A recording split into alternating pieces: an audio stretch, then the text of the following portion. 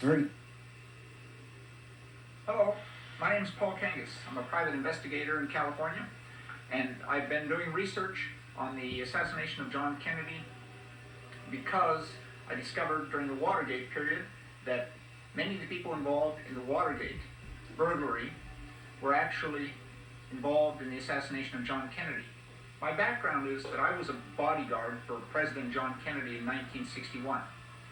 And I've of course followed the developments from the Warren Commission and Mark Lane's objections and Jim Garrison's investigations.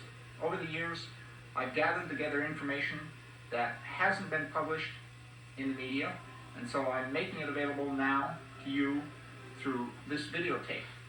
It's important to realize that the killing of John Kennedy was the linchpin, the keystone that released the Vietnam War, resulting in the death of 58,000 young American women and men and 20 million Vietnamese children, women and men, and the terrible destruction that happened to both Vietnam and the United States.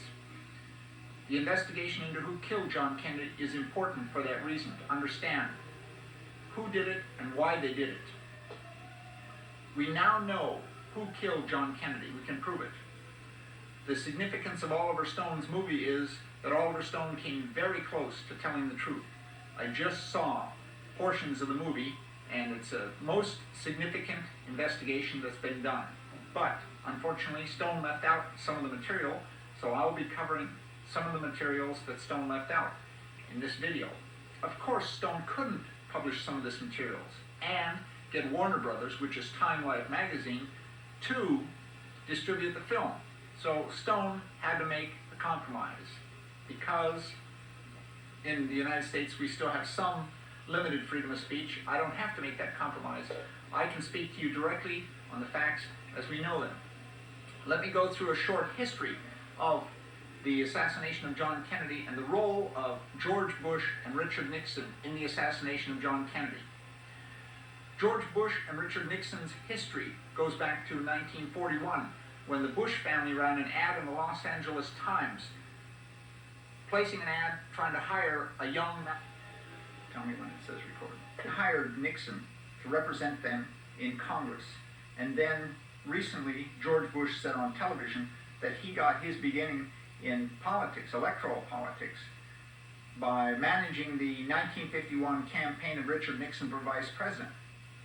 That's significant that people realize that Nixon was just a representative of the Bush family, and that the Bush family are connected to the oil families, which most people realize. Okay, in 1947, we have a document that shows that in 1947, Richard Nixon was employing a man named Jack Ruby. You've probably heard of this document before, but if you haven't, here's a copy of it. What it says basically is that Jack Ruby is going to be testifying for Richard Nixon before the House Un-American Activities Committee concerning spy work that Jack Ruby was doing. Jack Ruby was an enforcer, a spy, and a hitman for Richard Nixon back in 1947. The day of the assassination of John Kennedy, in fact, several witnesses stated to the police they knew Jack Ruby, saw him unload a man and a gun at the grassy knoll while traffic was stopped. A woman named Judith Ann Mercer. Now, after that was 1947. I'm just giving you a little flashback into some of these events that the media has chose to ignore.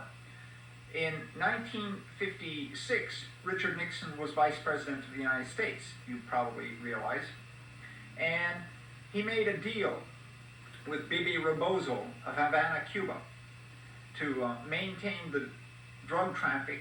See, Havana was a drug market, and Nixon was a go-between between the Havana drug market and the Vietnamese drug dealers who were selling heroin to the Americans. The CIA was smuggling vast quantities of heroin into the United States in order to secretly, illegally fund their secret operations. And Richard Nixon, we have pictures of Richard Nixon in Vietnam signing contracts with the Vietnamese. Ostensibly, he was saying that when the French are kicked out, the Americans will come in to protect the drug traffic that the French connection had been maintaining for all these years to the world heroin market that the CIA and the Nazis were using to fund their secret operations, and using the drugs to drug people, to control populations, to control people through the use of drugs. In 1959, when the Vietnamese kicked the French out, then the U.S. troops moved in to maintain the heroin supply from the Golden Triangle. In 1960, there was an election in which Richard Nixon was running against some unknown underdog, Catholic.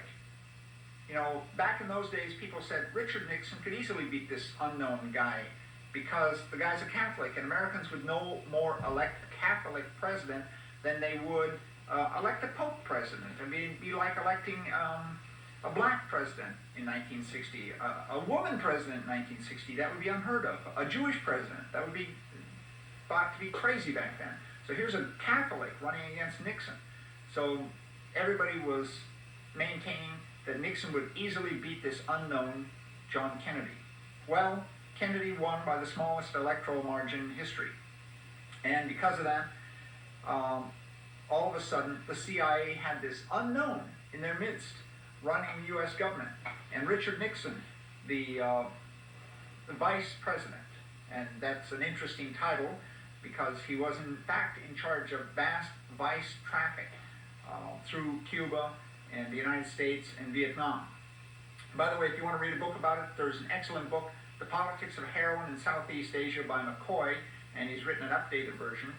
One of the things he points out in there is that Pepsi-Cola, the largest bottling plant of Pepsi-Cola in the world, was in Asia, and it historically never bottled a single bottle of Pepsi-Cola. It was the largest manufacturing plant of heroin in Southeast Asia. That point was made in the movie Air America also. Now, in 1961, the CIA had planned a secret invasion of Cuba. Actually, Nixon planned it in 1958 when it was Fidel Castro came to power and kicked Batista out. And Batista went to Miami, and so the drug dealers and Pepsi-Cola, who lost a huge sugar plantation when the Cuban people started requiring Pepsi-Cola to pay world market prices for sugar. Pepsi-Cola refused to pay, and they instead went to Nixon and said, hey, we got to get rid of this guy Fidel Castro. He's requiring us to pay money to get our sugar out of Cuba. So, by the way, one footnote on Coca-Cola and Pepsi-Cola. In the early days, you probably know this, that Pepsi-Cola and Coca-Cola were both made with cocaine. And that's why people liked the drink so much. In fact, to this day, there is still a controversy over Pepsi and Coke as to whether or not they contain Coca-Cola. Recently, there was a lawsuit in Chicago in which some people filed a lawsuit against Coca-Cola demanding to know if there was cocaine still in Coca-Cola. And the court ruled that Coca-Cola does not have to reveal the content of its drink because it's not a food. And so many people justifiably believe that Coca-Cola still contains cocaine. You see, the history of America and the history of drugs is very tightly interwoven. So it's important to understand the perspective of Vietnam from the drug history and the killing of Kennedy. Kennedy basically thrust himself into a situation he didn't totally understand. The CIA wasn't about to pull its drug operation out of Vietnam if it could avoid doing that. They would cut off a huge supply of funds, so they didn't want to do that. Instead, what they chose to do is to get rid of Kennedy, because Kennedy was, in 1963, Kennedy issued a presidential order ordering the withdrawal of all U.S. troops from Vietnam by Christmas of 1963. That was his last official act in October of '63. The day after Kennedy was assassinated, Johnson rescinded that order, and a massive flood of U.S. troops was sent to Vietnam. Now, there's other important events that happened in that period.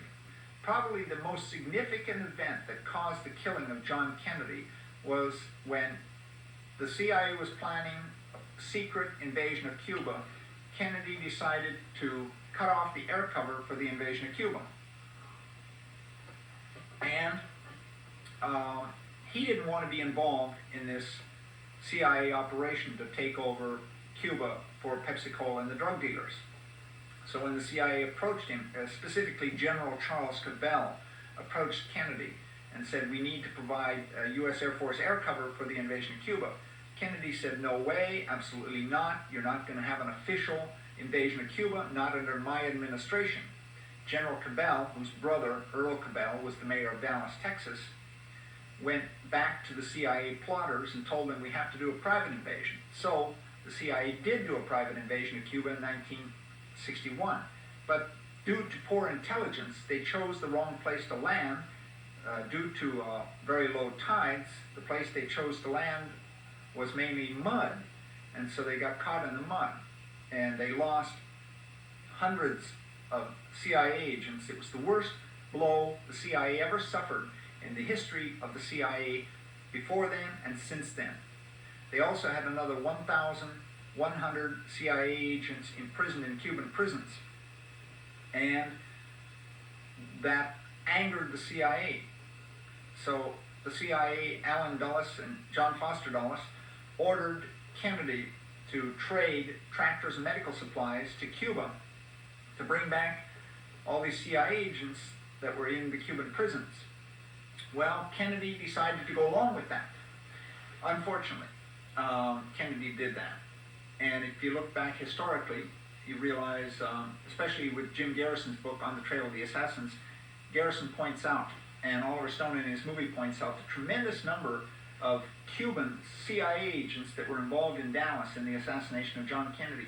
Laughably, some of them were even wearing army fatigue uniforms when they were conducting the assassination of John Kennedy. And this can be proven from eyewitness accounts of various people, and we'll show you in a minute.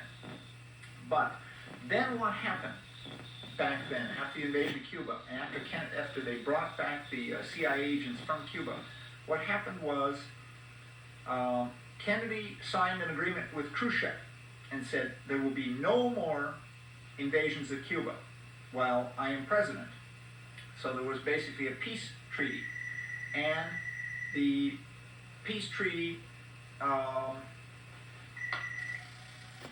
people forget that there not only was one invasion of Cuba, there was actually two invasions of Cuba. The second invasion of Cuba happened when Kennedy brought the prisoners back from the prisons of Cuba, and they started gathering in Miami and New Orleans, and they started planning another invasion of Cuba. Well, Kennedy then, because he had this agreement with Khrushchev, there would be no more invasions of Cuba. Plus, Kennedy had signed a non-aggression pact on other subjects with the Russians, and the Pentagon and the military-industrial complex were extremely scared that peace was about to break out and that they would start losing their slush fund, making useless munitions and creating useless wars. So the CIA started organizing a second invasion of Cuba, and it was based in New Orleans. Well, Kennedy ordered the FBI to go down and arrest the CIA agents in New Orleans and stop the second invasion of Cuba, which they did. And then that was the point where Kennedy, after that, spoke about the CIA being a rogue organization, that he was going to have to, we forgot the line. The significance of the second invasion of Cuba was after that, Kennedy spoke at American University saying that the CIA was this rogue organization that he decided he would have to break into 1,000 pieces and scatter it to the wind. To the CIA, that was a declaration of war. And they began a campaign against Kennedy at that point, fearing that Kennedy was going to lose the war in Vietnam, lose their drug traffic, the same way Kennedy had lost the war in Cuba. So the CIA began a campaign to assassinate John Kennedy. They had the Cubans following Kennedy around, looking at different places, trying to get a window of opportunity to assassinate Kennedy from.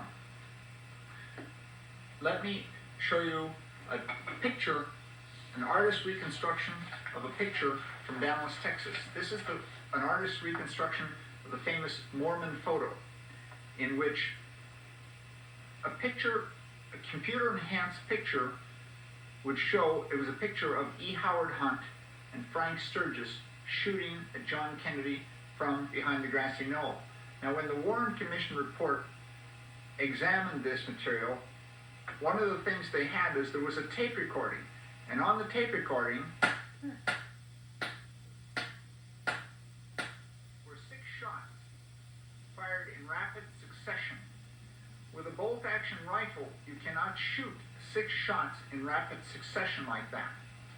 And so what they did is they tried to cover up the fact that there were 6 shots fired from the grassy knoll. There's been all kinds of CIA confusion created around this picture to try and prevent people from understanding the significance of the shots from the grassy knoll. A&E did a program on it and covered up some of the facts.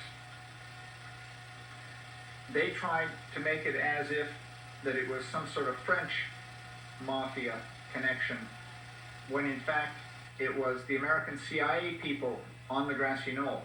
Specifically, we now know that there were actually 3 shooters there, or rather 3 people: Bernard Barker, E. Howard Hunt, and Frank Sturgis. We have numerous pictures of Frank Sturgis and Hunt being arrested for the assassination of John Kennedy. The significance of the Mormon photo is that with computer enhancement, not just colorization, but computer enhancement, you can actually see Hunt and Sturgis there on the grassy knoll. And after they were seen by Lee Bowers shooting John Kennedy, Bowers is the most significant witness. Bowers told the police, he told the FBI what he saw, he told the Warren Commission what he saw, and the day after he told the Warren Commission what he saw, he was murdered, which should give you some indication of his truthfulness. What Bowers saw was E. Howard Hunt, Frank Sturgis, and Bernard Barker shooting John Kennedy from the grassy knoll. And he was watching them with binoculars, and then he called the police and reported them. Meanwhile, Gene Hill, one of the eyewitnesses who was a consultant on the Oliver Stone movie, saw Hunt and Sturgis and Barker shooting and chased them behind the fence on the grassy knoll, through the railroad yard, and into the boxcar. And so there were numerous witnesses. Then when the police came and arrested E. Howard Hunt and Frank Sturgis, we had this picture here. This picture is banned in the United States. This is the picture that numerous people have been killed as the CIA tried to suppress it. It shows Hunt and Sturgis arrested by the Dallas police, and when Jim Garrison was investigating the assassination of John Kennedy, Garrison took this very picture that I have in my hands and held it up just like this on the Johnny Carson show. Johnny Carson leaped across the desk and yanked the picture out of Jim Garrison's hands to try and stop this picture from being shown to the American public. Oliver Stone put this picture in the movie. The significance of this picture can also be found in when Frank Sturgis was asked on a television program why they burglarized the Watergate. Frank Sturgis said, "We burglarized the Watergate because Nixon was interested in the assassination of John Kennedy, and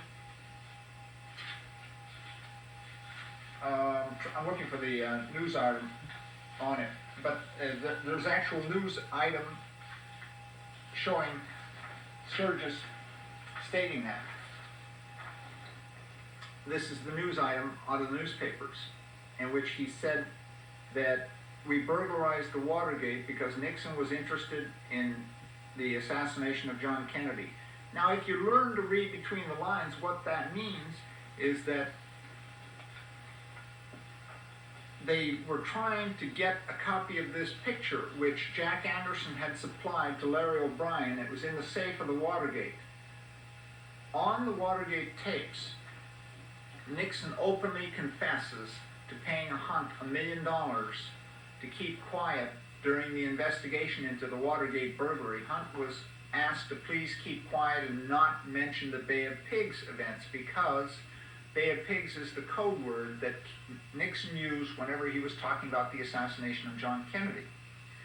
Now, we need to go into that photo a little bit more for you to understand the significance of that photo.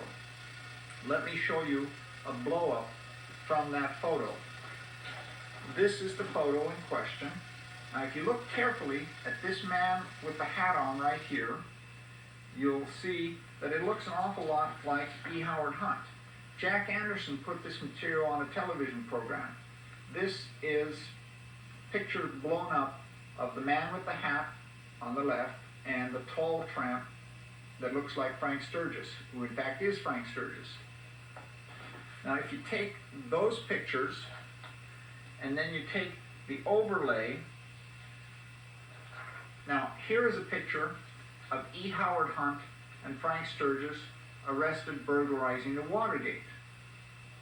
This is Hunt on your right, and this is Sturgis on your left. This is how investigators like myself track people down. This is how the police use the camera in a bank. When you go into a bank and you see that camera up on the wall, what it's trying to take a picture of is your ear, because the ear is the most significant part of the human anatomy that is identifiable. It's like a fingerprint. So that camera in the bank is looking at your ear print. Now, if you take an ear print such as we have right here on Frank Sturgis and this one on Hunt, and you match it up with the lower pictures and the ear prints that we have, what you get is you get a perfect match on Frank Sturgis and E. Howard Hunt, like that. That phenomena would get a bank robber a conviction in court. And because we have this kind of evidence on who killed John Kennedy, we now know we can convict E. Howard Hunt and Frank Sturgis for the assassination of John Kennedy. There are many of these pictures. This is another picture taken of Hunt and Sturgis. But this picture is even more powerful because in this picture you see Dorothy Hunt, the wife of E. Howard Hunt. She was disguised as a journalist. Most CIA agents do not say, I am a CIA agent. They say, I am a journalist. I am a priest. I am a businessman, or I am their favorite one, I am a college professor. So here we have Dorothy Hunt, who was superior in the CIA to her husband, E. Howard Hunt, in this picture. And these pictures have not been released generally in the United States, have not been published in the press in the United States, even though they're Pulitzer Prize-winning pictures. The reason Oliver Stone's movie is significant is he gave wide distribution to the information that the pictures exist even. So now it's important. Here is a picture of Dorothy Hunt and E. Howard Hunt in 1957 when they were working in Uruguay as CIA agents at the Uruguayan embassy, Montevideo, in 1959. There's Dorothy Hunt and E. Howard Hunt. Dorothy Hunt, you might remember, was killed in an airplane crash in Chicago in which the airplane was blown up as it was landing at O'Hare Field, and there were millions of dollars of cash blowing around the field after the explosion. Dorothy Hunt was carrying a suitcase stuffed with $100 bills. It was payoff money on the Watergate to keep Hunt quiet about that Hunt knows of Nixon and Bush's involvement in the assassination of John Kennedy. And you say, wow, how could that be? Our president, George Bush, involved in the assassination of John Kennedy, and the press doesn't make that point? Wow, how could that be? Well, let me give you some clues. An FBI document was found in which, from Hoover to Bush, back in 1960, during the invasion of Cuba, George Bush's role in the invasion of Cuba was that he was supervising the Cuban community. After the Cubans came back from the prisons and went to New Orleans and Miami, Bush was still in charge of supervising this Cuban community of CIA assassins. In fact, now in 1992, Jeb Bush, the son of George Bush, is working the same job supervising the CIA Cubans to prevent them from talking about their role in the assassination of John Kennedy. This document was widely published in The Nation magazine in August of 1988, but that's the only time it was publicized in the United States. Generally, it's been kept suppressed by our lapdog press that does nothing to publicize important facts. Now, here's what it says. It says, from Hoover, subject, assassination of President John Kennedy. It's to the Miami office that the Office of Coordinator of Cuban Affairs in Miami advises that the Department of State feels that some misguided anti-Castro groups might capitalize on the present situation and undertake an unauthorized raid against Cuba, believing that the assassination of President Kennedy might herald a change in U.S. policy, which is not true. This is basically a letter, an order from J. Edgar Hoover to Bush saying, look, the Cubans are celebrating down in Miami the assassination of John Kennedy. They're openly talking about it. Shut them up. Quiet them down. Tell them they're going to blow the story if they're not careful. An informant who has furnished reliable information in the past and who is close to a small group in Miami advised that those individuals, blah, blah, blah. The substance of the foregoing information orally furnished to Mr. George Bush of the Central Intelligence Agency, Captain William Edwards of the Defense Intelligence Agency on November 23, 1963, by William Forsythe of this bureau, the FBI.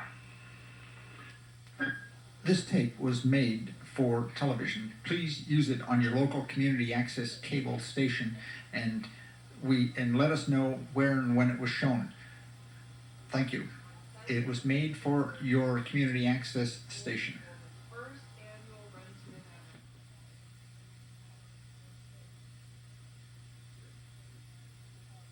Drive straight along Main Street here and go under the underpass and out to the airport at Love Field when Kennedy left.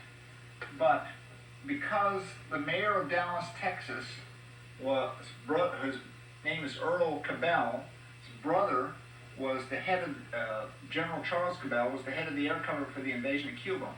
The CIA had an inside track for changing the motorcade route from this straight pass-through, and instead they changed the direction. But before I show you the exact route, let me point out that Richard Nixon was in Dallas, Texas, the day of the assassination, along with Joan Crawford and a staff of lawyers from the Pepsi-Cola Corporation, staying at the Baker Hotel, 4 blocks from the scene of the assassination. And I'll show you documentation on that in a moment. Basically, the whole Watergate crew was in Dallas, Texas, the day of the assassination. Okay, the president's car, instead, all of a sudden, for no apparent reason, the Secret Service was following the Dallas police car. The Dallas police car made this turn, and the Secret Service agent realized something was wrong, but he made this turn. And as they drove into it, let me back up 1 second and point out these 2 individuals here. Just before the president's car approached this area, a Cuban dressed in U.S. Army fatigue uniform had a fake epileptic fit on the lawn in the middle of Dealey Plaza, causing the only ambulance in the area to come to pick him up and take him to the hospital. By the way, as he was having this fake epileptic fit, his girlfriend was wearing a nurse's uniform and was pretending to be a nurse and was administering to him as he was having the fit. This diversion took the only ambulance in the area away from Dealey Plaza. At the same time, up here on the right-hand corner, a car with several Cubans in it parked outside the Texas School Book Depository. Those people were believed to be Rafael Quintero, Eugenio Martinez, and possibly their supervisor from the CIA, a white man who went by the name of George Bush. They parked their car going the wrong direction on a one-way street, on Houston Street, next to the Texas School Book Depository. And after the assassination, that car was seen driving rapidly from the area. Okay, so now we'll go back to the president's car down here. The president's car, it makes this turn on the Houston Street and pulls up this way. Now, if there was an assassin in the Texas School Book Depository, if it was a lone assassin, they more than likely would have shot here at this point when the car was directly in front of the Texas School Book Depository because of the short distance. It would have been easier to shoot. If you look very closely at this car now, as it's going along here, all of a sudden, two Cubans right here, one holding an umbrella and the other holding his hand up in the air, raise the umbrella just as Kennedy's car is passing by. And as he raises the umbrella, you can see this in the Zapruder film. You can see the edge of the umbrella go up. Then what happens is the assassins start firing at Kennedy just as Kennedy's car is in front of the grassy knoll area right here. Behind the grassy knoll area, Lee Bowers was watching and saw E. Howard Hunt and Frank Sturgis shoot John Kennedy from the grassy knoll at this point. Let me show you from the Zapruder film point of view what it would have looked like. This is the view of the whole area in 360 degree, but the Zapruder film view was about like this of the assassination. So that just as the car was coming along, you get the view of here's the umbrella man, and the Cuban standing next to him. And here's the assassins right here, and Kennedy's car goes right here, and you just see the umbrella man, and just as the assassins blow Kennedy's head off. Now, there were actually, when I was in the military, I was taught assassination techniques, and the technique we were taught was to have two people, three groups of two people, each shooting from different points in the area. So you have, it's called triangulation, where you have three people shooting, three groups of people. So it'd be 6 shooters shooting simultaneously on a prearranged signal. We were taught in the military to have the shooters on a prearranged hand signal, or a flag signal, or a radio transmitter signal. So what you had in Dallas, though, from what we can tell, is you had 3 sets of 3 people. So there were 9 people, 6 of them shooting simultaneously off the Dow Tex building, off the Texas School Book Depository building, and from the grassy knoll. The significance of why the Warren Commission report didn't hold water was that you can't shoot a bolt-action rifle accurately, rapidly. On the actual audio tapes that were made by news reporters on the scene and on the Zapruder film, what you have is you have 6 shots recorded on the tape. The Warren Commission tried to dismiss the 6 shots by not counting the first shot and not counting the last shot, and then saying there was only 4 shots. But what it was is you had 6 shots fired very rapidly. And that way, they were basically a cluster of shots that all fell together on Kennedy, hit Conley, hit a bystander, 2 bystanders were hit, and so that, of course, all that information blows away the possibility there was just one assassin. Now, shortly after the assassination of John Kennedy, people noticed that in the Dallas newspapers, here was an article about Richard Nixon in Dallas, Texas, the day of the assassination. Here it is. There's a guard for Kennedy at the Baker Hotel, a guard for Nixon at the Baker Hotel, where Nixon was meeting, allegedly, with the directors of Pepsi-Cola and Joan Crawford, who was the wife of the president of Pepsi-Cola. Joan Crawford is sort of the black queen in this scenario.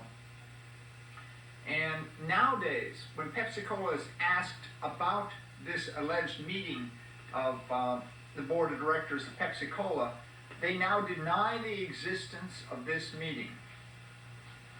Well, after FBI agents found out about it, FBI agent Malone went to Richard Nixon and asked Richard Nixon, where were you the day John Kennedy was killed?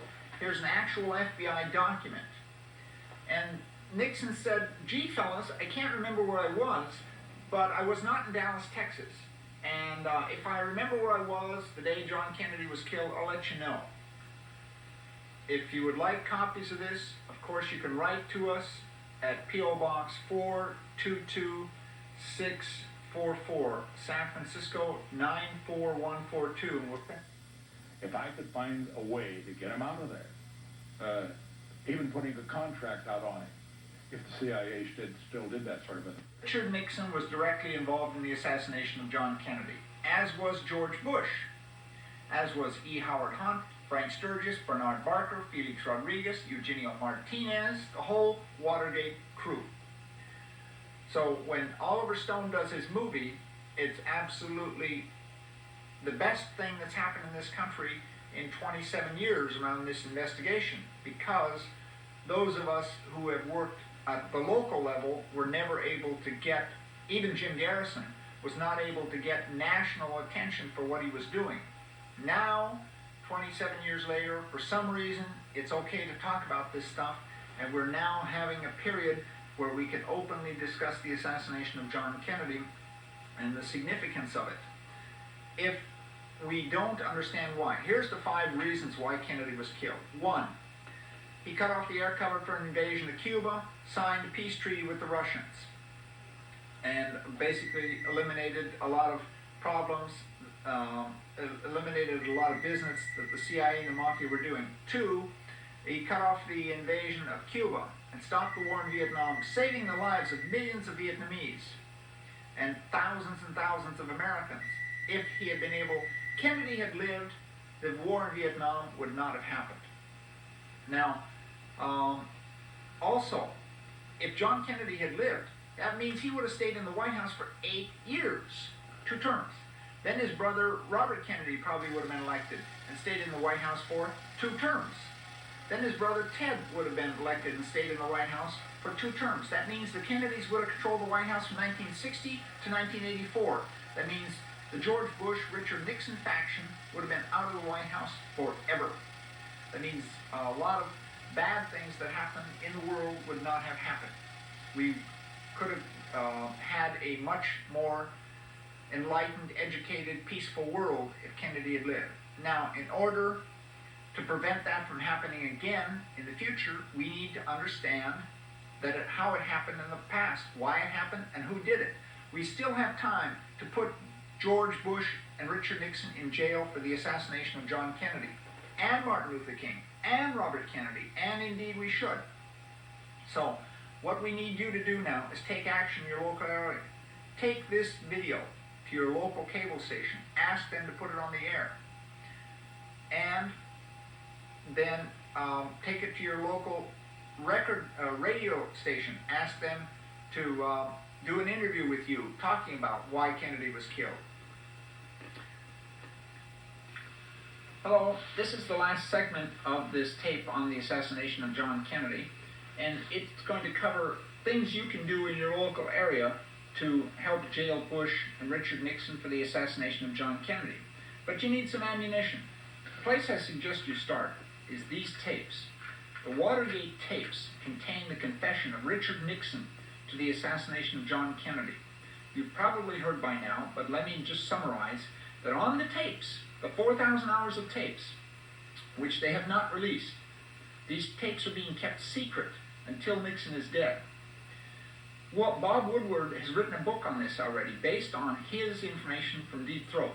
Bob Woodward has said that he will not release the Watergate, the book he has written, until Deep Throat dies, because Deep Throat was a close confidant of Richard Nixon. And on the tapes, it basically, Richard Nixon confesses openly to his role in the assassination of John Kennedy. On the tapes, George Bush and Richard Nixon are openly talking about the killing of John Kennedy. That's why the 18-minute gap exists. That's why the 4,000 hours of tape are being kept secret. That's why we must demand that Congress release the tapes. Of course, Congress is being bought and kept in the pocket of the CIA, so they're not going to unless we put tremendous pressure on Congress to release these tapes. That's number one thing we can work on. We will send you transcripts of the tape if you would like. Send us $5 and we'll send you transcripts of the tapes. We also have recreated the discussion between Haldeman and Nixon just before, during, and after the assassination of John Kennedy. So, again, the most important book to understand the assassination of John Kennedy is, believe it or not, Woodward and Bernstein's All the President's Men. They came closer, independently, in understanding the assassination of John Kennedy than most people. Next significant book is this one by Canfield Weberman. Canfield Weberman's book is banned in the United States, but we have copies of it. And if you'd like copies, we'll send it to you. Send us $20 and we'll send you copies of it. It's not the actual hard book. Then, the most powerful book today is Jim Garrison's book, On the Trail of the Assassins. You've probably read it if you're watching this tape. Again, in your local area, you can do things like go and set up a program on your local radio station to try and get the information out. One of the things I did before Oliver Stone's movie was released was I took Jim Garrison's book and read it chapter by chapter on a local radio station. Each week I would read a chapter of it. They were glad to have the input and the station. And you can do the same kinds of things too. It's important to stay active around this issue while Bush is running for president in '92 and put pressure on him, because some journalists are going to be bold enough to ask him at press conferences, hey, George Bush, we understand you were in the CIA in 1960 and in '63 during the assassination of John Kennedy. Would you mind telling us of what you're... If I could find a way to get him out of there, even putting a contract out on him, if the CIA still did that sort of a thing, assuming it ever did. In 1992, if you take the time to put the pressure on Bush now. It was not the driver of the car. If I could find a way to get him out of there, even putting a contract out on him, if the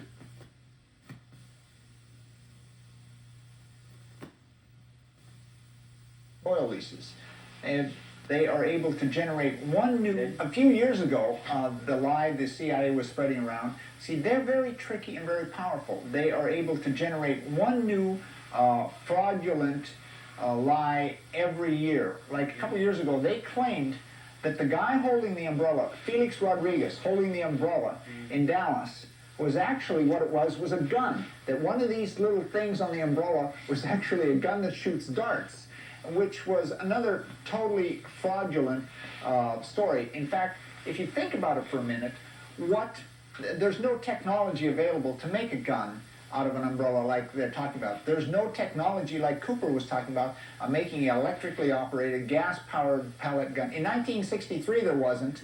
I'm an expert with guns. I've spent most of my life using and shooting guns, and I know what the level of technology of guns is, and it just is nowhere near. I mean, that's something somebody dreamed up when they were sleeping off long drunk is what it was. Mr. Kangas, we have to bring this to a close very quickly. Could you please make a comment about the number of shots that were fired and why it was impossible for it to have happened the way the Warren Commission said? We only have about another minute. Could you be very brief? Okay, and they claim 4 shots in 6 seconds. Let's try and do 4 shots in 6 seconds. Ready?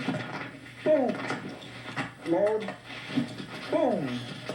Load. You gotta aim too. Aim. Boom. Load. Aim. Boom. Can't do it. There's no way. You got that, folks? Lee Harvey Oswald didn't kill John F. Kennedy, President of the United States, at 42 years old. Folks, we're in deep trouble. I suggest that you think about this and consider what we've said, and if you can help, when you heard about the Warren Commission and what they had determined, what was your conclusion? Well, I was in the Navy at the time, and I was an expert with a rifle. I was sitting in a Navy barracks when the assassination news came over the radio, and several of us were talking about it. And we listened to the news, and it said, you know, he'd been shot 4 times in 6 seconds, and plus a couple of bystanders had been hit, and there were holes in the sidewalk. It was quite a hail of bullets. And we were thinking, God, 4 shots in 6 seconds, that's impossible. So what we did is, we're sitting around in the barracks with our rifles, and we just picked up our bolt-action rifles and decided we would do a shoot-through. We just would try and reconstruct the assassination just in our barracks. And so we took out our bolt-action rifles, and to shoot a bolt-action rifle, if some of you have not shot it, it's actually quite a bit of work. And if you're using the scope, you have to very carefully breathe in, take a deep breath, and then you aim carefully, and there's a certain motion you have to do, and then you move, and you squeeze off a shot, and boom, there's a recoil. Then you crank the shell open, kick out a shell, put in another one, and you aim, and boom, there's a recoil, and you crank it off, and kick out another shell, and then you put in another shell. It sometimes gets like that when you're shooting, and that's something you have to take into account. So, and then boom, and then you crank off the 4th shot, and boom. And nobody has ever been able to reconstruct the shooting of 4 shots in 6 seconds with a bolt-action rifle. So we knew in the Navy, we who were experts with rifles knew, many people knew. In fact, the New York Times interviewed the Olympic gold medal winner at the Olympics that year, and asked him, and he too agreed. Nobody could shoot a bolt-action rifle 4 times in 6 seconds, and surely not accurately at a target moving away at 80 yards. And so, from day one, I and many people knew that it was impossible for the assassination, the way the media was portraying it, the way the government was putting out the press releases, that Kennedy had been shot 4 times in 6 seconds. On October 3rd, 1963, an article in the New York Times written by Arthur Kroc, the article said the CIA's growth was likened to a malignancy which the very high official was not sure even the White House could control any longer. And if the United States ever experiences an attempt at a coup to overthrow the government, it will most likely come from the CIA and not the Pentagon. That's very funny. In other words, if there's going to be an assassination of President Kennedy, it'll be George Bush's group and not the group in the Pentagon. Think about that. All these interesting folks at the Clint Murchison Mansion in Dallas, Texas, November 21st, 1963. Hoover, Lyndon Johnson, Prescott Bush, Nixon, Joan Crawford, all those amazing people who later benefited by the assassination of President John Kennedy. Just before the day before the assassination of President John Kennedy, there was a riotous party at a mansion in Dallas, Texas, the Murchison Mansion, at which Lyndon Johnson, Richard Nixon, Hoover, Joan Crawford, Prescott Bush, and numerous other people directly involved in the planning and the assassination of President John Kennedy were involved.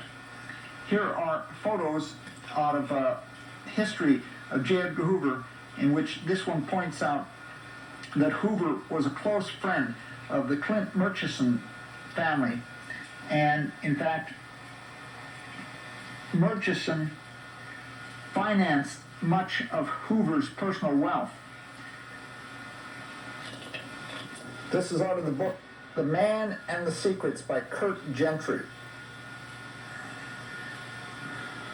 George Bush's lifelong campaign as a member of the CIA to cover up the CIA's role in the assassination of President John Kennedy continues in this interesting article out of the Washington Times of December 21st, 1991, in which he calls the right-wing Rush Limbaugh show to attack the movie JFK.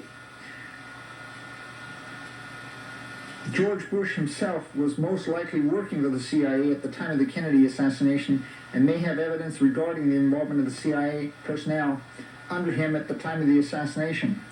That's indicated in Mark Lane's book. Why does George Bush insist on covering up the assassination of John Kennedy if the CIA had nothing to do with it?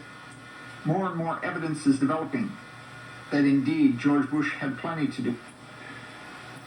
In September of 1992, George Bush was asked about the damage Hurricane Andrew did to Florida, and he answered, "There is no point," he said, "in getting into blame in this who shot John thing that I know everybody's fascinated with." Bush is under pressure during the election, and he's making a slip because he's back in Florida where he was involved in the assassination of President Kennedy, and so his mind is beginning to slip, and he's starting to reveal the truth of his role in the assassination of President John Kennedy. In 1988, a document was found by the Nation magazine, a journalist named McBride, in which it shows a memo from J. Edgar Hoover to George Bush regarding the assassination of President John Kennedy. If you'd like copies of this actual document, please call me at 415-897-0153. It shows that George Bush was directly involved in the planning and the carrying out the assassination of President John Kennedy. This is a microfilm of an actual FBI document that was discovered in 1988. And it was published in the August 18th, 1988 Nation magazine. The quality on the screen may not be great, but the actual document is very powerful. It's more evidence showing George Bush's direct role in the assassination of President Kennedy, which has been slowly leaking out in the mass media. So, when you meet them in public, and you can, they will tell you they're an international businessman, they will tell you they're a journalist, they'll tell you they're a college professor, or they'll even tell you they're a priest. But they'll never tell you they're CIA. And so when this FBI document directly linking Bush to the assassination of John Kennedy surfaced, Bush denied it. But of course, he's also denied being involved in the Contra affairs. But Oliver North's diaries prove he was involved from day one. So Bush can try and deny it, but we now have absolute proof that he was involved. And there's several other things. For instance, Felix Rodriguez, during the Iran-Contra scandals, surfaced and started saying that he was a close personal friend of George Bush and had been since the days of the invasion of Cuba. More evidence of Bush's lying to the public about his involvement in the CIA, his involvement in the invasion of Cuba, and that's where many of the people involved in the assassination of John Kennedy came from. Fascinating. Also, on this document, for those of you who are curious about it, evidently In August 1992, Spy Magazine did an excellent article on 1,000 reasons to not vote for former President George Bush. The number 2 reason was his involvement in the assassination of John Kennedy. And the number 3 reason was Bush's lying about his involvement in the assassination of President Kennedy. Let me show you a document. Here's one of the documents that was initialed by George Bush while Bush was the director of the Central Intelligence Agency. Bush lied about his position in the Central Intelligence Agency in 1963. And then he lied about his involvement in covering up the assassination of John Kennedy. As this memo shows, signed by George Bush when he was director of the CIA. His key role in the Central Intelligence Agency was covering up documents indicating the CIA's involvement in the assassination of John Kennedy. Jerry Voorhees was one of those important... At the time, he was probably, well, he was the president when he was questioned about this in '88. He said that there was another George Bush in the CIA, and it wasn't him. It was another George Bush who had gotten this briefing.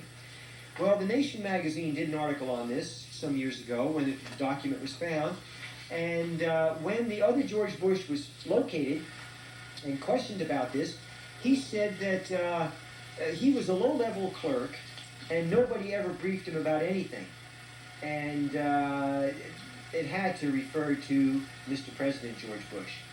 Absolutely. And there's other FBI documents that have been discovered also. Richard Nixon was asked where he was when John Kennedy was killed, and by the FBI. And the FBI. And he told the FBI, he said, "I don't remember where I was, but I was not in Dallas." Mm-hmm. This is an official FBI document in which he lied to the FBI.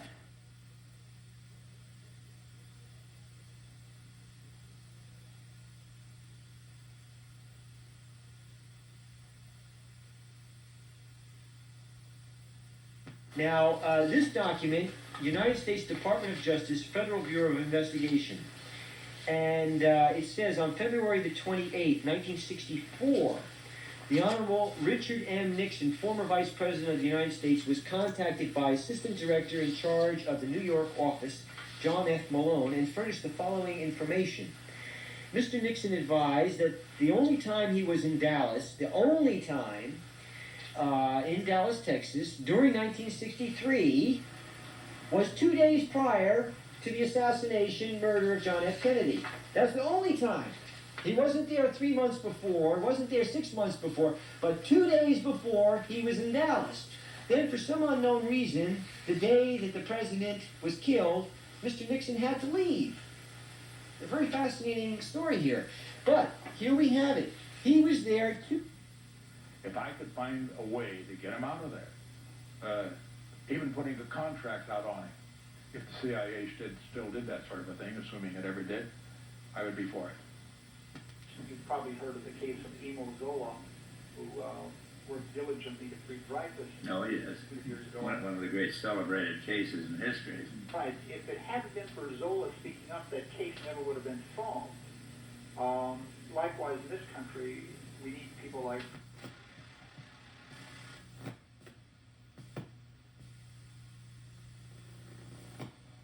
Stone, people like of that caliber, your caliber, taking the time to examine the facts and speak up like Emo Zola spoke up in order to get a real investigation of the Nixon-Watergate tapes. And well, as I say, I hope all of these tapes can be released. I think they should be. They're a matter of public record, and I think they ought to be made available. I personally have no more access to them than any other American, but I would certainly support a move to make them available, especially to scholars and investigative journalists and others who are trying to determine the facts. My understanding is that it has been ordered that the tapes be released. I don't know whether that order includes all. This, we do have a close-up of this. Again, of course, you can see here very clearly the photograph, November the 22nd, 1963, and that was not in Dallas on any other time, at any other time during the whole year except 2 days before. Here we have it 1 day before, and then he had to leave town on November the 22nd, and it's most interesting, I believe, that this should surface about now. Mr. Kangas, the other question that comes to my mind is the link, before we pursue those photographs, the link between Richard Nixon and George Bush. Ah, good point. Yeah. Right. Your understanding? My understanding is that the father of George Bush, Prescott Bush, Yes. was a senator who ran an ad we're trying to recruit somebody to run for Congress. And Nixon answered the ad. What year was that? About 1941, 42. 41 or 42. Prescott Bush was looking for Right. somebody And in the book called George Bush by F. Green, the book credits Prescott Bush, the father of George Bush, with creating the ticket of Eisenhower and Nixon. So here we have that basically the Bush family has been involved all these years in controlling Nixon and the people around Nixon. And in fact, for the planning of Operation 40, George Bush's role was that of a CIA agent working in Miami, Florida. His job, George Bush's job, was to recruit Cuban exiles for the invasion of Cuba and to maintain a secret cover. And the way, he maintains his secret cover is he's an oil businessman flying between Houston and Miami all the time. And that's, so the history, the connections between Nixon and Bush are tremendous. They've been connected for years to the same group around the Rockefellers. And I believe you have a photograph, don't you, of Richard Nixon and George Bush together, maybe at the White House? yes, absolutely. Can we get a close-up of this? This picture is was taken Maybe a Senate office building? 1968 in the White House In the when White House. George Bush and Richard Nixon were working together.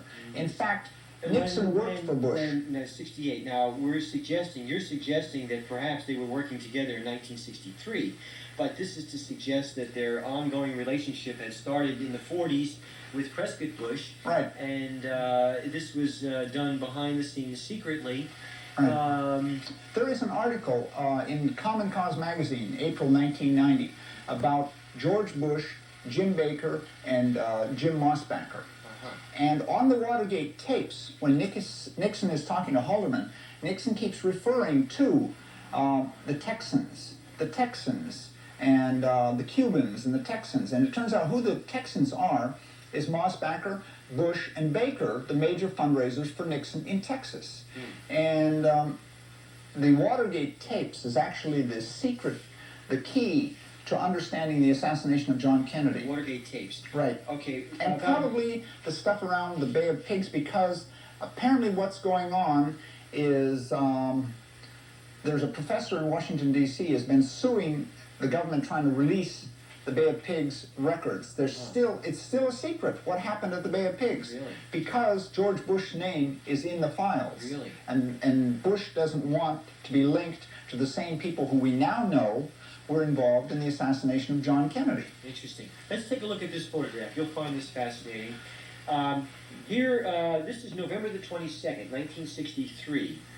And there were 3 people, known as tramps, who were arrested from a boxcar at a railroad very close to where President Kennedy was killed. You can see the officers here surrounding these 3 men. And upon closer inspection, it appears that these 2, the middle one and the rear person, could very well be some people who we know from a later date, namely the Watergate time, Right. when we encountered E. Howard Hunt and Frank Sturgis. Right. Here is a blow-up of the guys from the picture in Dallas, Texas. And then we also have this document right here that shows a picture of E. Howard Hunt and Frank Sturgis when they were arrested burglarizing the Watergate. Okay, now, this is when Frank Sturgis here on the left, E. Howard Hunt on the right. Now, this is from the Watergate time. We got that? Okay, let's pick it up a little higher, Paul. Right. A Okay. little higher. Now, take a note here, okay? Take a look here, okay? Again, this is the person known as a tramp. This is another tramp, okay? Now, let's take this and put it over this, okay? Now, what I ask you to look at here and note is the ear structure. Here, note the ear here, and note the ear here. The ear cartilage, the nose cartilage, and the cheek cartilage of an individual is the most unique parts of the human body. that are publicly viewable. In fact, investigators like myself use pictures of people's ears, like missing kids. We can positively identify a person from a picture of their ear. Really? In public when you see them. That way, if you're watching somebody and you're trying to figure out who they are, you know positively who they are. If you can look at their ear and say, oh my God, it's the same person. Because ears are like snow prints. There's no snowflakes. There's no two alike, like fingerprints. But they're publicly available. But according to author Mark Lane, Frank Sturgis, 28 years ago today, was in Dallas, Texas, plotting the murder of America's 35th president. It's a shocking allegation based on information provided by Castro's former mistress, CIA operative Marita Lorenz. What name did you know Sturgis by originally?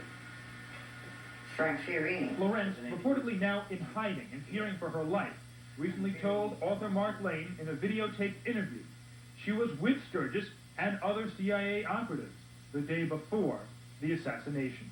Do you remember November 1963? Yes, I was in Miami. And what happened? Well, I was sort of in between assignments, and I went back to the group. Anyway, it was in November that we took a trip, I thought, to New Orleans, but it ended up being Dallas. November that we took a trip, I thought, to New Orleans, but Put me on a record. Mark Lane, you are a ass. well, When we showed Frank Sturgis author Mark Lane's interview with Marita Lorenz, he could hardly contain his temper. Listen, let me interrupt you, Mr. Kangas. For those of you who don't... And many believe the third tramp is none other than E. Howard Hunt of Watergate fame. Comtel agreed. Photo enhancement showed a striking resemblance to Hunt. Where were you on the day that John F. Kennedy was assassinated? I was in Washington, D.C., and I have 3 witnesses who testified under oath not once but many times as to my presence that day, all of whom were office associates of mine. Now I'd like to show you a picture taken of 3 tramps who were in Dealey Plaza on the day of the assassination. I'd like you to look at this picture, and I'd like you to tell me whether one of those tramps could have been you. It's a law of physics that you can't be in 2 places at the same time, and since I was in Washington, D.C., it's quite obvious I couldn't have been in Dallas. Still, some investigators are concerned about this intriguing letter to a Mr. Hunt asking for details about a meeting in Dallas. It was written shortly before the assassination, signed Lee Harvey Oswald. As you can see, numerous facts have been developed by investigators over the years showing the connection between George Bush, E. Howard Hunt, and Lee Harvey Oswald. Yet only Oswald is blamed for the assassination. All the links that have been developed over the years showing George Bush's role are being totally covered up by the mass media, except in this book. And we'll mail you a copy. But it's important to take a look at that material. Right now, what's going on in the United States is several major breakthroughs in the area of the... So, this has been the pattern. And in the movie JFK, you'll see that pattern happening to one of the witnesses, Faraday, who Garrison was trying to interview.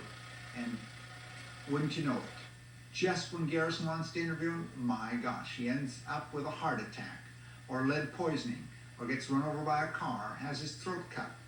So that's what happened to George DeMorn show. And that's just the beginning of the story. Turns out that a Dallas newspaper had interviewed George DeMorn show shortly after the assassination of John Kennedy, when DeMorn show had returned from Haiti. It seems that while, just before the assassination, George DeMorn show had been controlling Lee Harvey Oswald and had sent Lee Harvey Oswald back to New Orleans for more training. Then DeMorn show, in November of 1963, flies to Haiti, and he's in a bar in Haiti when the news comes over the television set that the president has been shot. And DeMorn show speaks to a couple of the people in the bar, Americans in the bar in Haiti, and says, oh, by the way, did you happen to catch the name of the assassin on the TV? Was it by chance Lee Harvey Oswald? And the Americans at the bar look at him and say, well, they haven't said yet, but why would you say Lee Harvey Oswald? And he said, oh, just a lucky guess, maybe. And one of these Americans in the bar in Haiti goes back to Dallas and reports this story to a newspaper in Dallas, who then interviewed DeMorenshall and asked him, how is it that he knew that Lee Harvey Oswald was the assassin instantly before? And DeMorenshall says, oh, it was just a lucky guess. I knew Oswald, and he had a gun, and I just put two and two together, you know. Not too many people in Texas have a gun, right? So, then back to the dead DeMorenshall. So DeMorenshall gets shot to death. Guess whose name they find in the little black book in the pocket of George DeMorenshall? George Herbert Walker Bush. And beside his name is his nickname, his CIA code name, Poppy. As in opium poppy. George Bush has made his millions smuggling opium poppy heroin into the United States. And he picked up this CIA code name, Poppy.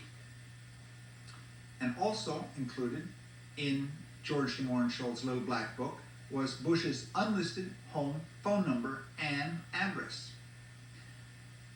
Okay, that's one part of the recent news story that's happened. Next, where was George Bush November 22nd, 1963? We know where he was the 21st. It was at the Clint Murchison Mansion's party with Richard Nixon, Joan Crawford.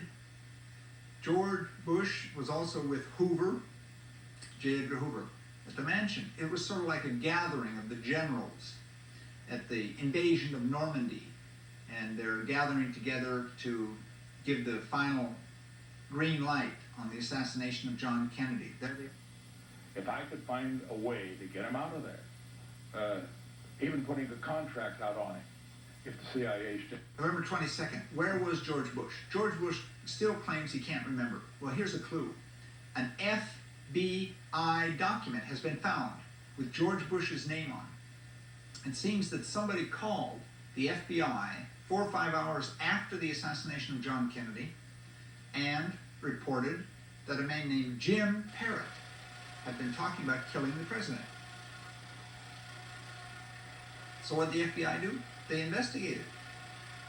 They went and talked to Jim Parrott and asked him where he was. He said he was in Houston when the president was killed. As a matter of fact, he was in Houston at Republican Party headquarters, and George Bush was not in town that day.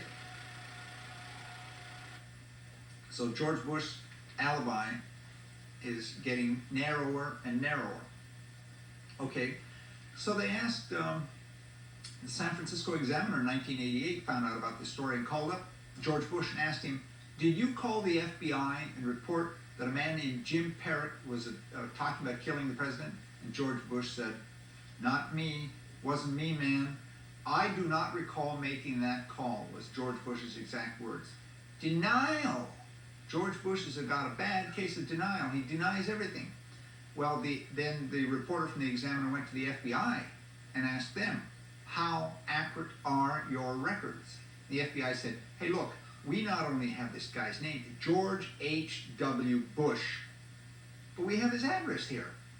And it shows in Who's Who in America, it's the same address George Bush had in Houston, and the same phone number. So the person calling the FBI was definitely George Herbert Walker Bush. So then the San Francisco Examiner reporter goes to Jim Parrott, the guy that was accused by Bush of being the assassin of John Kennedy. And Parrott claims, I have no doubt it was President Bush who called the FBI. I have no doubt that Bush tried to set me up, frame me for the assassination of John Kennedy, just like the CIA framed Lee Harvey Oswald for the assassination of John Kennedy. See, the Jim Parrott story was supposed to be backup to the framing of Oswald. If the Oswald lie didn't float, then they would just nail Jim Parrott the Republican no less, extremist, right-winger in Houston as being one of the assassins of John Kennedy. Totally outrageous lie, but that's what George Bush was doing back in those days. George Bush, where were you the day John Kennedy was killed? He still won't answer. These news stories raise important questions that must be answered by George Bush. We demand that the media ask these questions. We demand that the legal machinery of this country arrest George Bush and Richard Nixon for the assassination of John Kennedy. Arrest them for an investigation. That's how normal criminals are treated. They're arrested so that they're protected from people who might want to kill them to silence them. Okay, now this story first started leaking out of the Nation magazine from a reporter named Joe McBride. Well, Joe McBride now has a news source in the CIA, and thanks to Joe McBride, this story is still being tracked down. The news source in the CIA claims that George Bush has been in the CIA since 1960. Bush denies being in the CIA until he was appointed director in 1976. Again, we have caught George Bush in a major, major lie. Why would George Bush be afraid to reveal his background in the Central Intelligence Agency? Hey, isn't that a proud tradition of the ruling class families like the Bushes? Isn't that a patriotic duty? Isn't that military duty? Come on, George, put it on your resume. Okay, and according to this insider in the CIA that's been talking to McBride, George Bush was using his Zapata Oil Company as a CIA front group for smuggling drugs into the United States. Okay, George, we got you again. Bush's Zapata Oil Company had helicopter landing pads set up all throughout Texas, New Orleans, Florida, the Caribbean, and Latin America, so that he could smuggle drugs into the United States without being noticed, because helicopters are less likely to be noticed than aircraft entering. Thank you, Mr. Chairman. Mr. Stone, if this material is released, and I hope it is, do you intend to make another movie? I would hate to have to be in a position where I would have to make a film called MLK to get released the files on Martin Luther King, which, as you know, is also part of the HSCA files. The 850 boxes, I believe, contain much of the Martin Luther King material, and I think it should be similarly unsealed. There are certainly even fewer national security considerations involved, and no possible foreign policy consequences in the Martin Luther King case. I realize it might be distracting to seek to amend House Joint Resolution 454 to include the... Let's don't include that in this one. I mean, we really... I have no problem with moving forward on that, but I really think that for us to try to do that would confuse the issue and create some real serious problems. Although I think it would be good if some kind of oversight mechanism could be established in the legislature, that cases could be looked at in the future, such as the Martin Luther King case, the Robert Kennedy case, the Richard Nixon Watergate case, because these are all part, I think, of a overriding and similar syndrome that has afflicted American politics since World War II. And I would urge the committee to think seriously about our history and what has been told to the American people, and to try to approach the type of glasnost that we've seen in the last few years in Eastern Europe. One other little point, kind of coincidental. It so happened that while you were filming the part that you filmed in New Orleans, my wife and I were staying at the same hotel where your star, Mr. Costa, was staying at. After that was to neutralize that 1978 report, to suppress that 1978 report, to discredit that report. The main job George Bush had while he worked in the Central Intelligence Agency, it seems, is suppressing any news relating to the assassination of John Kennedy. That's interesting. Now, these raise important questions. Where was George Bush the day John Kennedy was killed? Where was he the day before John Kennedy was killed? Was or was not George Bush in the CIA in 1960? Was he involved in the invasion of Cuba? Was the Zapata Oil Company a CIA front? Was it smuggling drugs in the United States? These are legitimate questions. Shame on the American media for suppressing these stories over the years. Shame on the American media for not doing its job. If the American public wants the truth, they have to go to Hollywood now, and stories like JFK by Oliver Stone, or look at the Doonesbury cartoon strip. You can't get the truth out of the American media. You have to go to comic strips and Hollywood to get the truth. Meanwhile, all these years, for 28 years, the journalists in this country have been rolling over and playing dead because they're afraid to touch the Kennedy assassination story. Now, the media is now claiming, oh, we're going to release all the files. We're going to let you look at all the files. We're going to release the Dallas files and all the files regarding the assassination of John Kennedy, Martin Luther King, Robert Kennedy. Don't you believe it? What they're not releasing is the photos in Dallas. They're not showing the tramp photos. They're not discussing that. More importantly, the key to understanding the assassination of John Kennedy is the Watergate files, the 4,000 hours of secret Watergate tapes that Nixon secretly taped, that nobody knew that Nixon was taping. Those tapes still exist. It's easier to monkey with written words than it is with audio tapes or with photos. So they're not really going to release the information unless we demand it. We have to demand that the Watergate tapes be released. What's the big secret? Surely Nixon and Bush couldn't have been talking about the assassination of John Kennedy on the tapes, although that's the indication that we have from those who listened to the tapes. Thank you for watching. I hope you enjoyed this news update. And if you would like further information, please write to me, Paul Kangas, P.O. Box 422644, San Francisco 94142. Hey!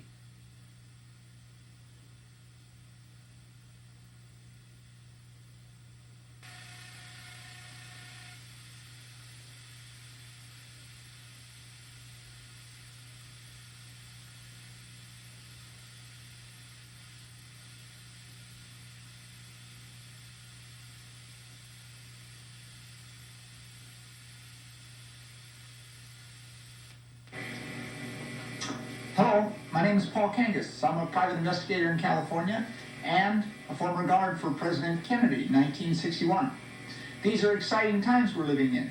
It seems as though the investigation into who killed John Kennedy has finally begun, just as if the assassination of John Kennedy had only happened a week ago in America instead of 28 years ago.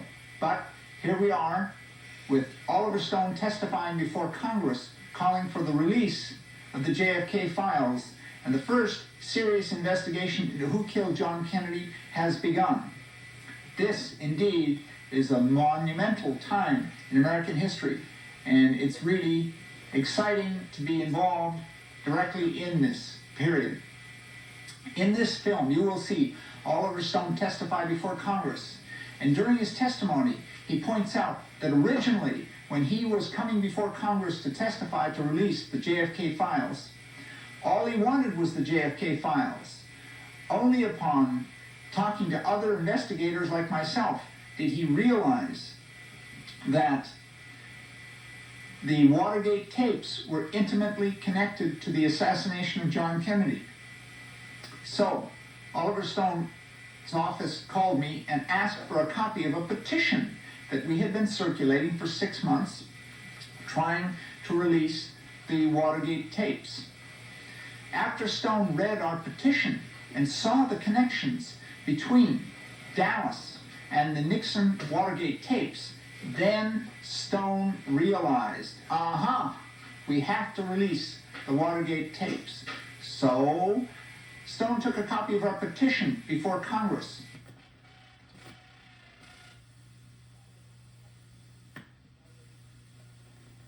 to the average American. Although I think it would be good if some kind of oversight mechanism could be established in the legislature, that cases could be looked at in the future, such as the Martin Luther King case, the Robert Kennedy case, the Richard Nixon Watergate case, because these are all part, I think, of a overriding and similar syndrome that has afflicted American politics since World War II. And I would urge the committee to think seriously about our history and what has been told to the American people, and to try to approach the type of glasnost that we've seen in the last few years in Eastern Europe. But my question is, if you had had access to greater information and the information had suggested other directions, would you have sought to go in those directions, or were you pretty much focused on the theories that you presented? No, sir. As I went along, I learned quite a bit. This was a process that took almost 2 years of research and reading, and information was coming into us at all times. I cannot tell you the amount of people that approached me in dark alleys or through phone calls and gave me information. I never even saw the linkages to President Kennedy and the origins of the Vietnam War when I started this movie. The NSAM 263 and 273 came to my attention through the historian's work, John Newman's work on JFK and Vietnam. So when you started out making this movie and you learned more about it, did some of the conclusions in the movie change? Some of the directions change based on information that came to you? Absolutely. Colonel Fletcher Prouty, who's a patriot, worked in our government for 30 years, who resigned in 1964, added a substantial amount of information that I was not aware of and is not in Jim Garrison's book. Also, Jim Garrison did not have the benefit of a lot of this information we got in the 1970s and 1980s. What I find interesting in the assassination is that, as far as the American public is concerned, with the 500 books that have been written about it, the information has come to us in fragmentary manner through the years. We have a piece of information in 1968, another piece that emerges in 73, 75, 78. I think the movie performed a service by putting together into one mosaic all the best information we have to contradict the Warren Commission. And that was never available to the American people until this movie. I guess I just conclude by making this comment. It's just, to me, illustrates another reason why it's unfortunate this information wasn't available, because I'm sure that if you had had access to information that is now not disclosed, that you would have been able to provide other information that would have been helpful and interesting. Well, I think you could also argue that if the information had been made public in 1968 and 5 and 6, that movies would have been made in 1969, because it would have been an explosive revelation.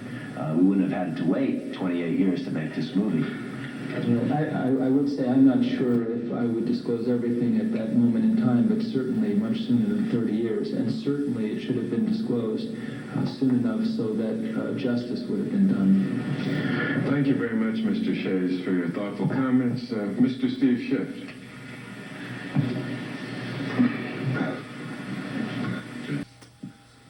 Advertisers if you keep talking about this stuff. So anybody who kept talking about it, their advertising dried up. So what's happened in the meantime is so many alternative sources have come up. And the best example I can think of is Oliver Stone doing his movie. Here's Oliver Stone, who did several great movies in a row. I mean, just remarkable movies. The role of George Bush in the assassination of President Kennedy has become so widely known that it even made it into Life magazine December 1991, page 44, in which it talks about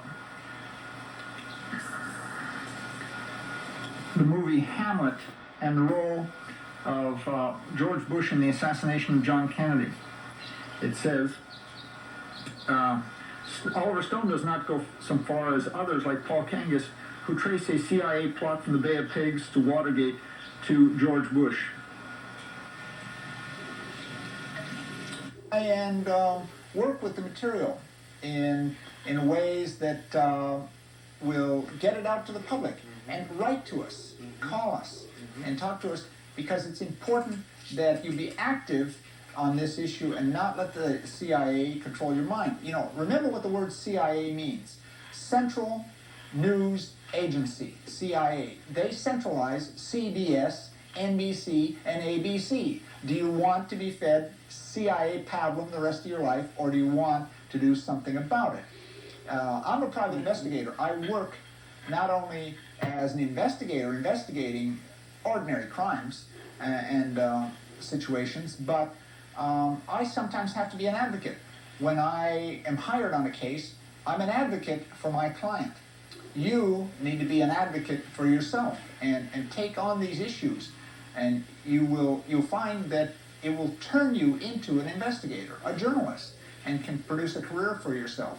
If you just take one step after another, little steps is how we got to doing what we're doing, and some remarkable discoveries.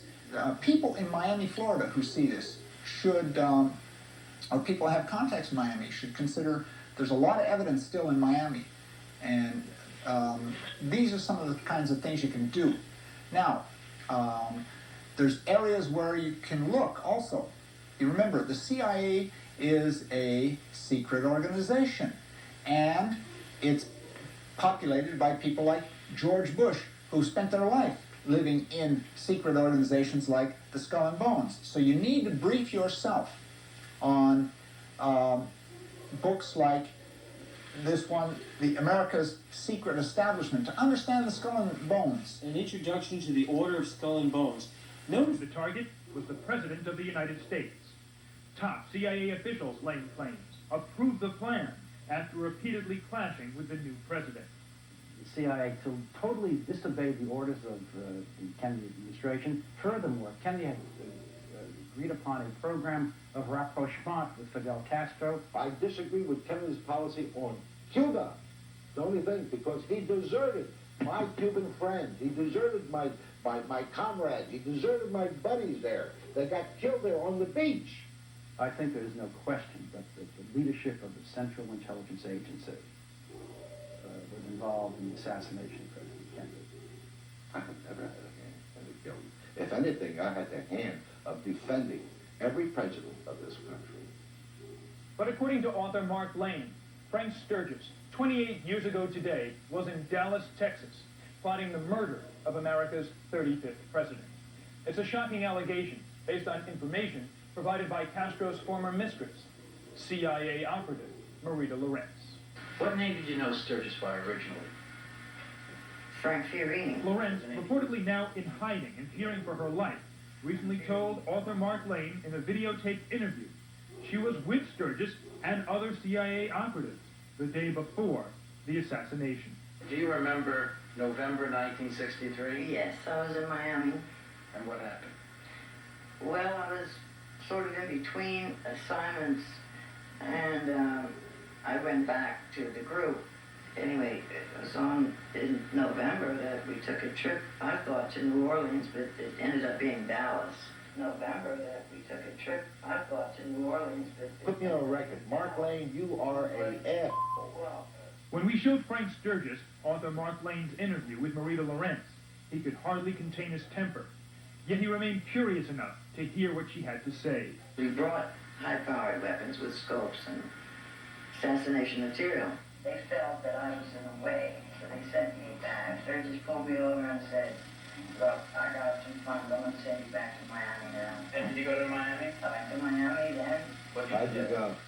Or Our Nation. What you were saying before, Mr. Kangas, about how Mr. Bush shot his way into the White House, I think that deserves a little comment as well.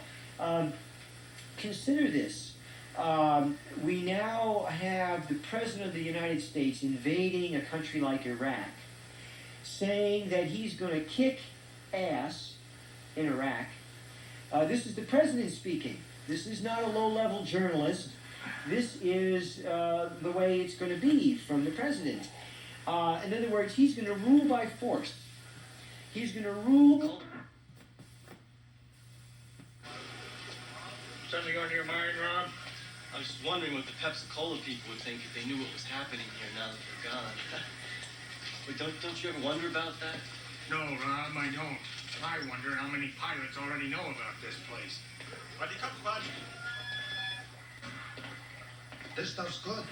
Really good, Major. You want to try some? We're going to listen to what judges say who have reflected on what's happening, and that will be the conclusion.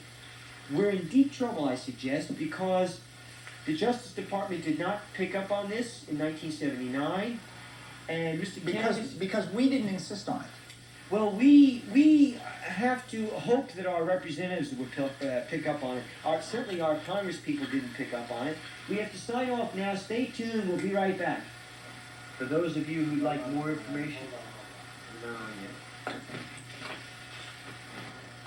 This is what happened in Dallas, Texas. 6 shots fired almost simultaneously at Kennedy. The first shot hit Kennedy in the throat. The second shot hit Kennedy in the right forehead, ripping off the right side of his head.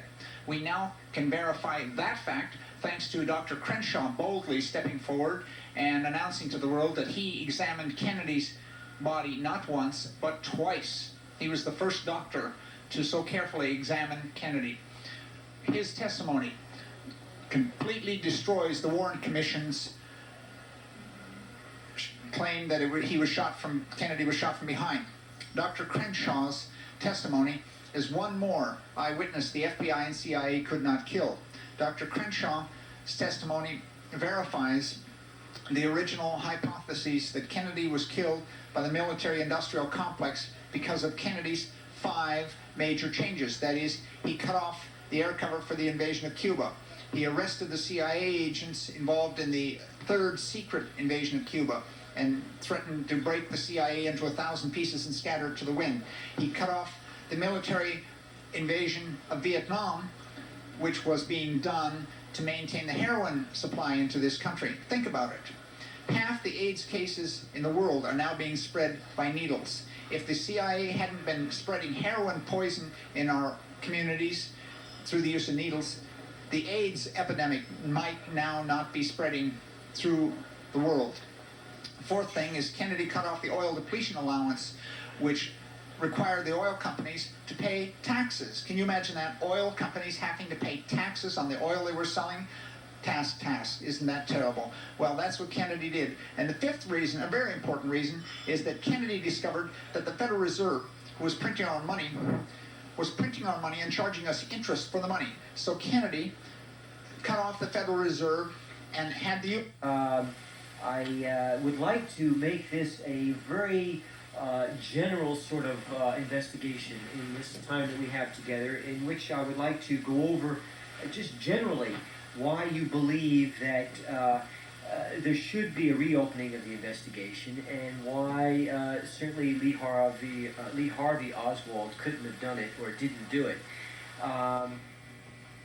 Hello, my name is Paul Kangas. I'm a private investigator in California and a former guard for President Kennedy in 1961. These are exciting times we're living in.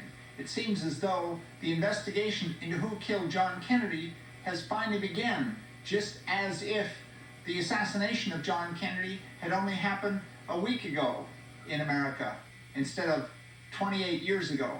But here we are with Oliver Stone testifying before Congress, calling for the release of the JFK files, and the first serious investigation into who killed John Kennedy has begun. This, indeed, is a monumental time in American history, and it's really exciting to be involved directly in this period. In this film, you will see Oliver Stone testify before Congress, and during his testimony, he points out that originally, when he was coming before Congress to testify to release the JFK files, all he wanted was the JFK files. Only upon talking to other investigators like myself did he realize that the Watergate tapes were intimately connected to the assassination of John Kennedy. So, Oliver Stone's office called me and asked for a copy of a petition that we had been circulating for 6 months, trying to release the Watergate tapes.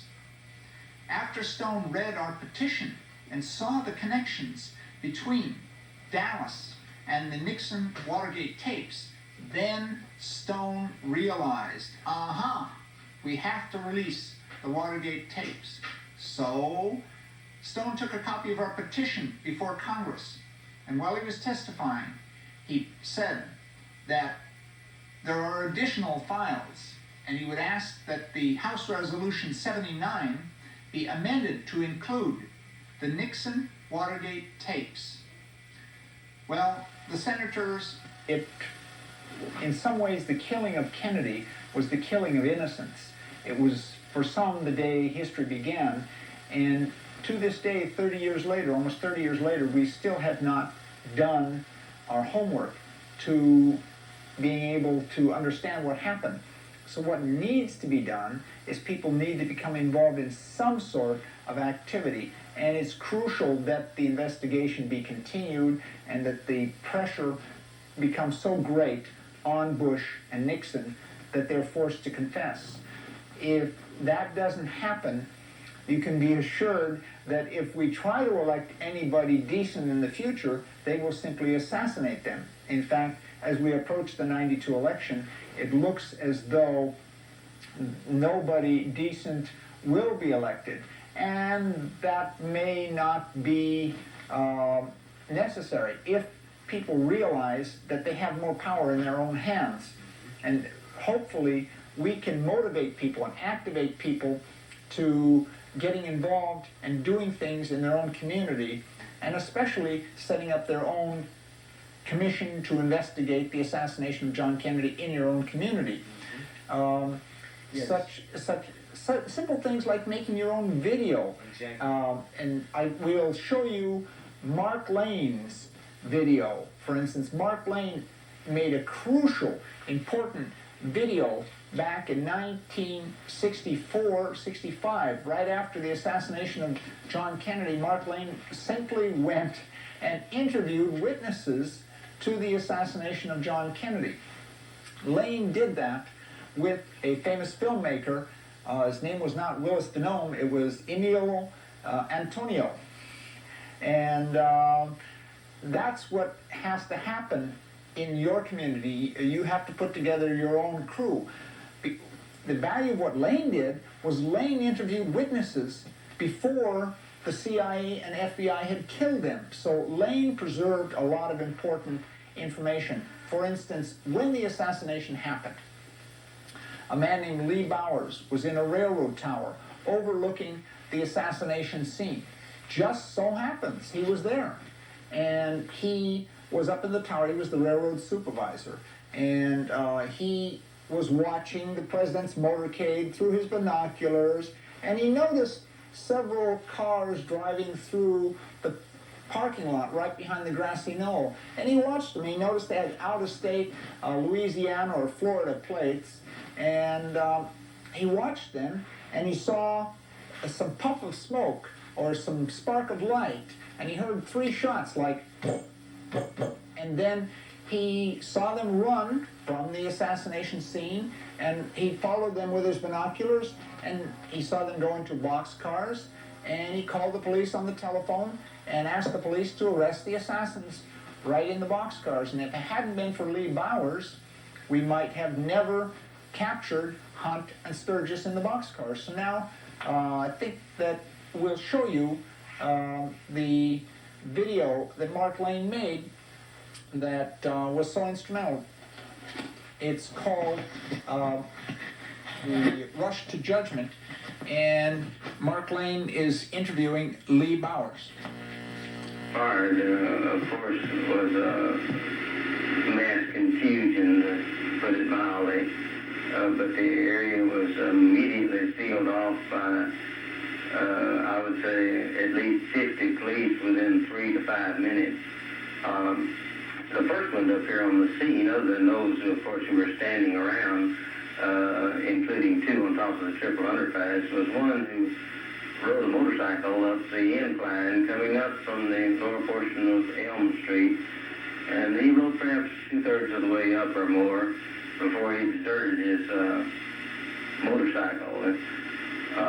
At the time of the shooting, in the vicinity of where the 2 men I've described were, there was a flash of light, or there was something which occurred which caught my eye in this immediate area on the embankment. And what this was, I could not state at that time, and at this time I could not identify it, other than there was some unusual occurrence, a flash of light or smoke or something which caused me to feel like something out of the ordinary had occurred there. In reading your testimony, Mr. Powers, it appears that just as you were about to make that statement, you were interrupted in the middle of the sentence by the commission counsel, who then went into another area. That's correct. I was there only to tell them what they asked, and so that when they seemed to want to cut off the conversation, I felt like that was, as far as I was concerned, that was the end of it. Mr. Bowers, how many shots did you hear? There were 3 shots, and these were spaced with 1 shot, then a pause, and then 2 shots in very close order, such as perhaps almost on top of each other, while there was some pause between the first and the second shots. Did you tell that to the Dallas police? Yes, I told this to the police, and then also told it to the FBI, and also I had a discussion 2 or 3 days later with them concerning this, and they made no comment.